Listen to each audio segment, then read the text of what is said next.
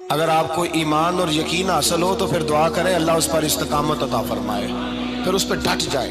نبی پاک صلی اللہ علیہ وسلم نے فرمایا میں اس بات کا خوف نہیں کرتا کہ میری امت کمزور ہو جائے گی، اس بات کا ڈر نہیں کہ پیسے ختم ہو جائیں گے، نہ یہ خوف ہے کہ بھوکی مرے گی۔ حضور کس بات کا خوف ہے؟ تو نبی پاک نے فرمایا خوف یہ ہے کہ ان کا یقین کمزور ہو جائے گا۔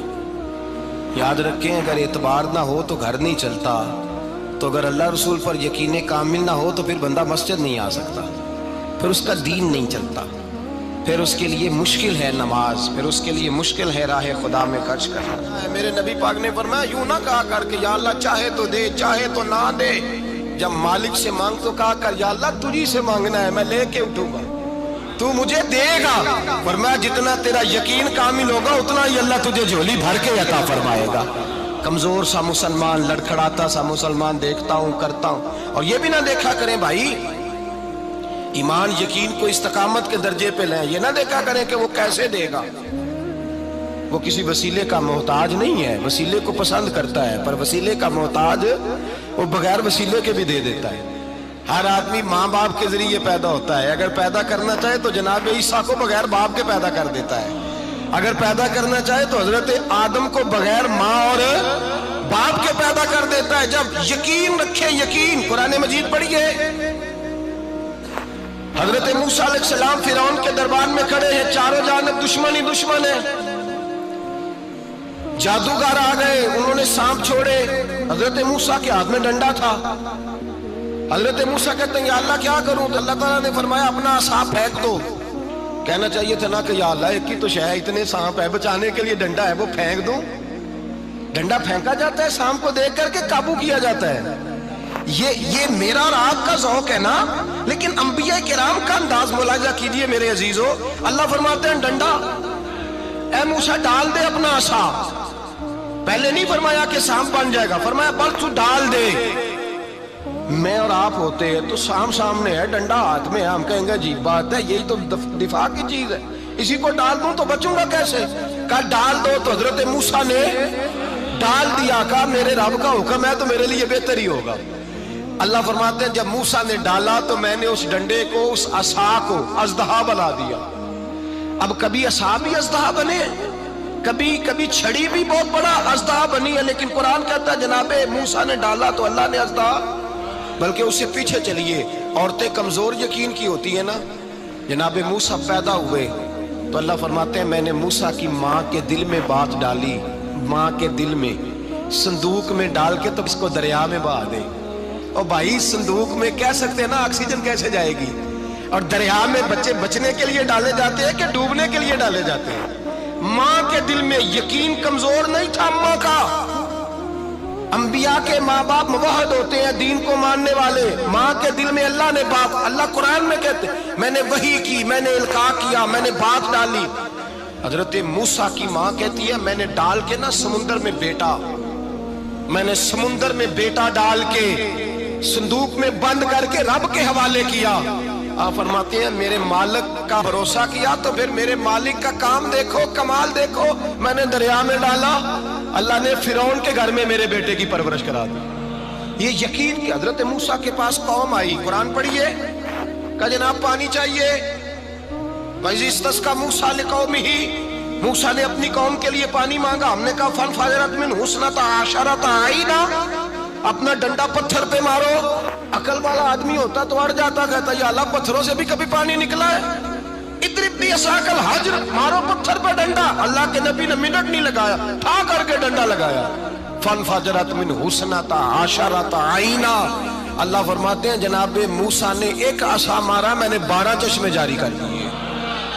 تو لے تو اللہ کرتا ہے، اللہ کہتا ہے پڑھ نماز روزی دوں گا، کہتا ہے سوچتا ہوں۔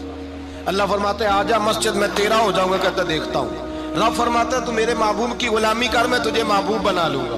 تو کہتا ہے تھوڑا بڑا ہو کے داڑھی رکھنی ہے، ابھی سیانا ہو کے میں ذرا سرٹیفکیٹ لے لوں اسرائیل سے کہ کتنے سالوں کے بعد آئیں گے، پھر شروع کروں گا۔ پروگرام بنا رہا ہے، ابھی تو ارادے میں ہے۔ اللہ کے پیغمبر کا ڈنڈا، اور اس سے زیادہ آگے بات ہو گئی، پیچھے فوج لگی ہوئی ہے فرعون کی، مجمع ہے، ہزاروں لاکھوں کا لشکر لے کے، تلواریں نیزے، فرعون پیچھے، آگے دریا آ گیا۔ حضرت موسیٰ علیہ السلام کھڑے ہیں، اب کدھر جائیں؟ اللہ پاک نے فرمایا مارو ڈنڈا۔ کہاں؟ پانی پہ ڈنڈا مارو۔ اب حضرت موسیٰ علیہ السلام پانی پہ ڈنڈا مارے تو پانی ابھرے گا، اس سے زیادہ کیا ہوگا؟ پہلے پتھر پہ ڈنڈا مروایا تو پانی نکلا، اب پانی پہ ڈنڈا مروایا فَإِذْ فَرَقْنَا بِكُمُ الْبَحْرَ فَأَنْجَيْنَاكُمْ وَأَغْرَقْنَا آلَ فِرْعَوْنَ۔ اللہ فرماتے ہیں موسیٰ نے پانی پہ ڈنڈا مارا تو میں نے پانی میں رستے بنا دیے۔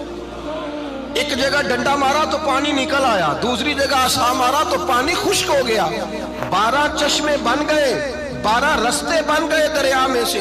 حضرت موسیٰ علیہ السلام گزر گئے اور اللہ فرماتے ہیں فرعون بھی آیا تو اسے میں نے غرق کر دیا، اور وہ کھڑا دیکھتا ہی رہ گیا کہ بنا کیا ہے۔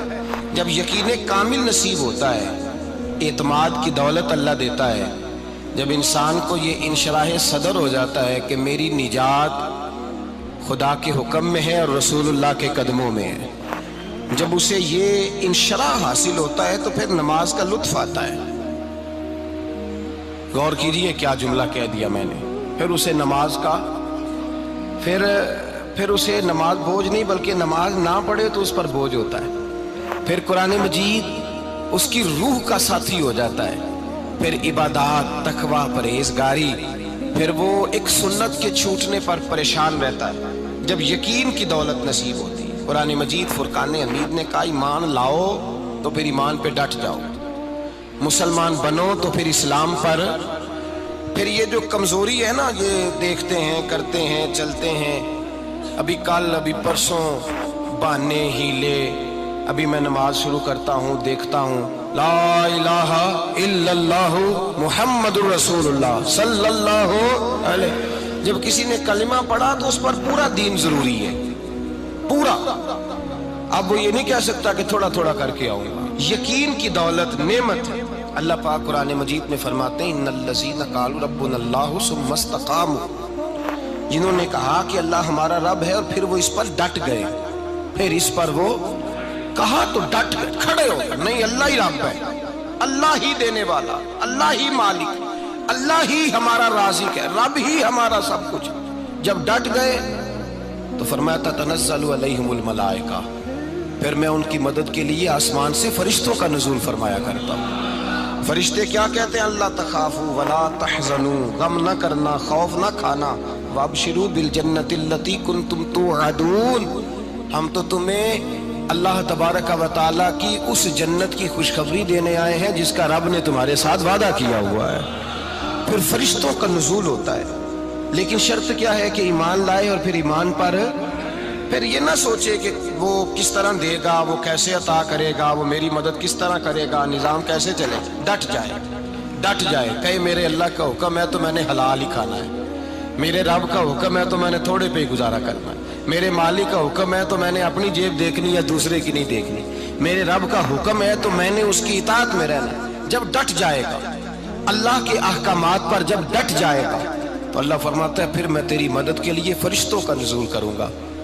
نبی پاک صلی اللہ علیہ وسلم نے فرمایا 2 دولتیں اگر کسی کو اللہ دے دے تو سمجھے اللہ نے اسے دنیا کی سب سے زیادہ دولت عطا فرما دی۔ یا رسول اللہ وہ کون کون سی چیزیں ہیں؟ فرمایا ایک جس شخص کو اللہ نے معاف کرنے کی دولت عطا کر دی، جو معاف کرنے لگ گیا، جس کی طبیعت میں درگزر آ گیا، جو معاف کرنے لگا، غلطیاں معاف کرنے لگا، جس کو ایک دولت یہ مل گئی۔